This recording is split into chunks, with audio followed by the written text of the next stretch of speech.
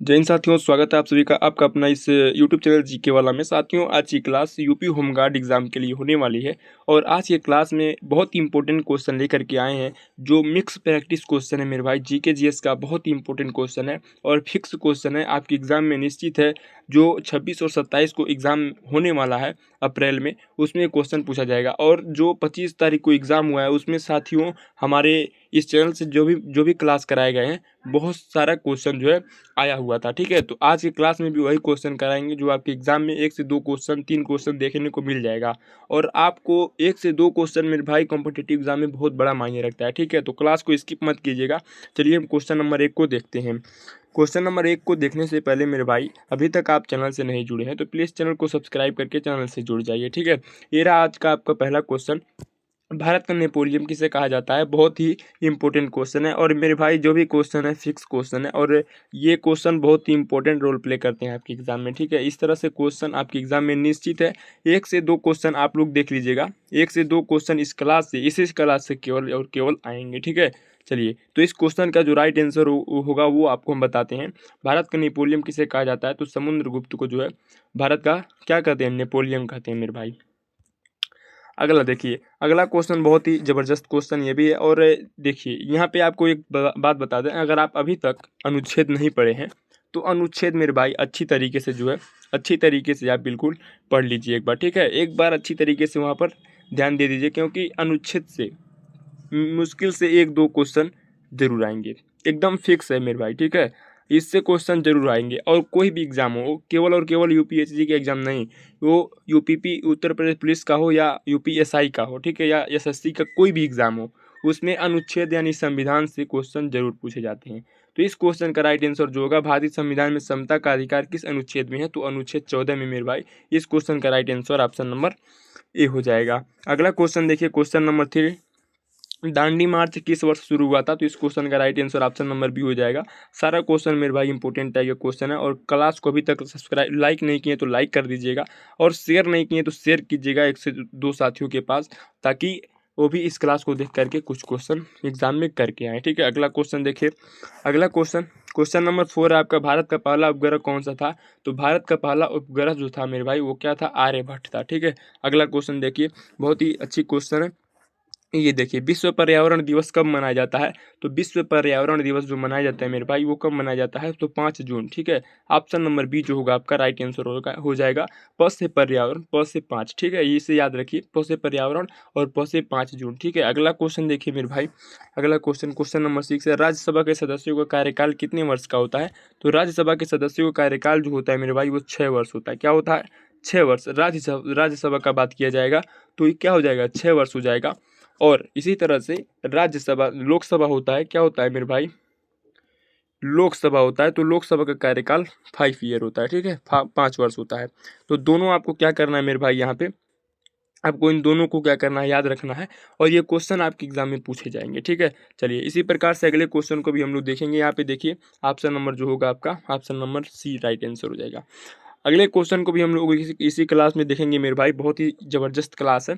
अगला क्वेश्चन देखिए यहाँ पे, क्वेश्चन नंबर 7 है आपका, भारतीय राष्ट्रीय कांग्रेस का स्थापना कब हुआ था? तो बहुत सिंपल क्वेश्चन है, इंपॉर्टेंट क्वेश्चन है। ऑप्शन नंबर ए हो जाएगा, 1885 में हुआ था। किसके द्वारा हुआ था? तो ए हो ह्यूम द्वारा। ठीक है, जो स्कॉटलैंड का रहने वाला था और क्या था? आईसीएस अधिकारी था। ठीक है, आईसीएस अधिकारी था, स्कॉटलैंड का रहने वाला था।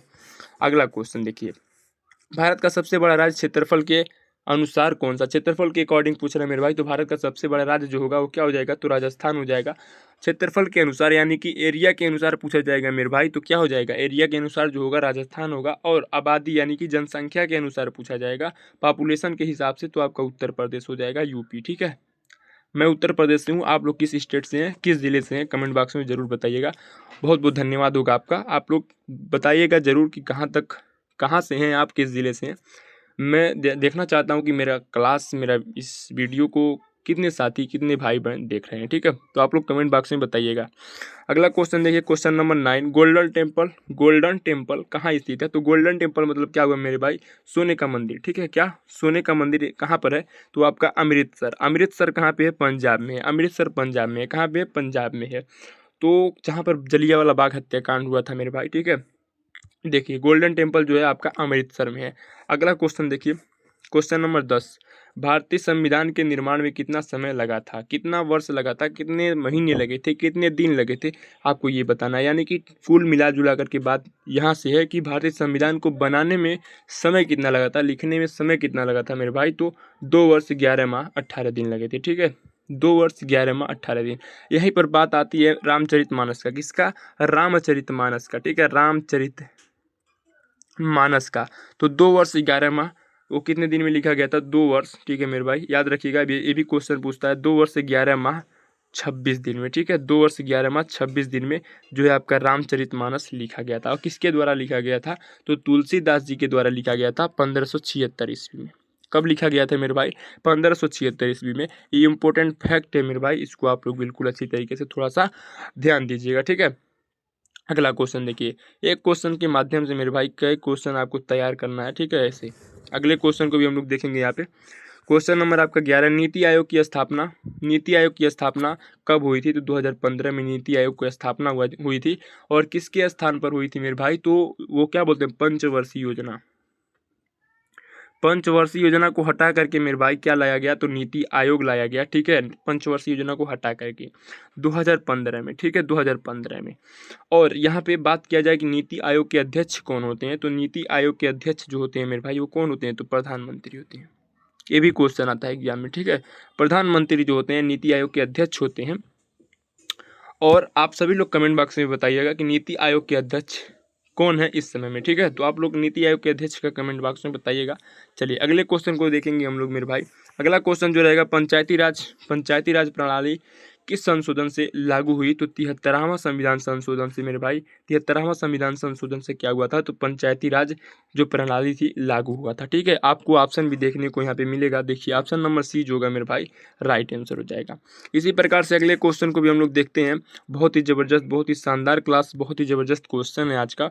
तो भारत का राष्ट्रीय पशु कौन सा है, ये भी क्वेश्चन बहुत ईजी क्वेश्चन है। बहुत सारे लोग कह रहे होंगे कि ये क्वेश्चन नहीं आएगा, ये क्वेश्चन नहीं आएगा मेरे भाई। कॉम्पिटिटिव एग्जाम में कोई भी क्वेश्चन पूछ सकता है। ठीक है, तो आपको हर तरह से मजबूत होना है। ठीक है, हर तरह से आपको सीखते रहना है और पढ़ते रहना है। तो भारत का राष्ट्रीय पशु का बात किया जाएगा मेरे भाई, तो क्या हो जाएगा, बाघ हो जाएगा। ऑप्शन नंबर बी जो होगा आपका राइट आंसर हो जाएगा।